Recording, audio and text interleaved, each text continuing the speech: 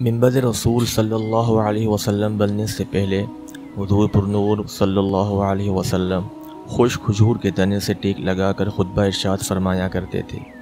جب پختہ منبر رسول صلی اللہ علیہ وسلم تیار ہو گیا اور آپ صلی اللہ علیہ وسلم منبر پر تشریف فرما ہوئے تو خشک کھجور کے تنے سے یہ صدمہ جدائی برداشت نہ ہوا۔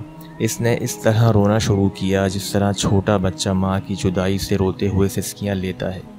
مولانا رومی رحمۃ اللہ علیہ فرماتے ہیں، خشک کھجور کا تنا جس کا نام استون حنانہ تھا، رسول صلی اللہ علیہ وآلہ وسلم کی جدائی سے نالہ کر رہا تھا۔ مسئلہ ارباب عقول کی، یعنی جیسا کہ وہ کوئی انسان ہو۔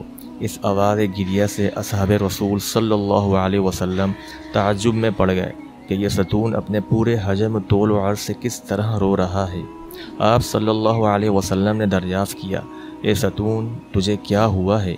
اس نے عرض کیا، یا رسول اللہ صلی اللہ علیہ وسلم، آپ صلی اللہ علیہ وسلم کی جدائی کا صدمہ مجھ سے برداشت نہیں ہوا۔ آپ صلی اللہ علیہ وآلہ وسلم کی جدائی سے میری جان اندر ہی اندر جل رہی ہے۔ اس آتش غم کے ہوتے ہوئے آپ صلی اللہ علیہ وسلم کے فراق میں کیوں نہ آہو فغا کروں؟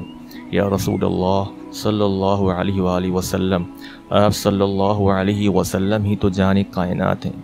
آپ صلی اللہ علیہ وسلم پہلے مجھ سے ٹیک لگاتے تھے، اب مجھ سے الگ ہو گئے ہیں اور میری جگہ دوسرا منبر پسند فرما لیا ہے۔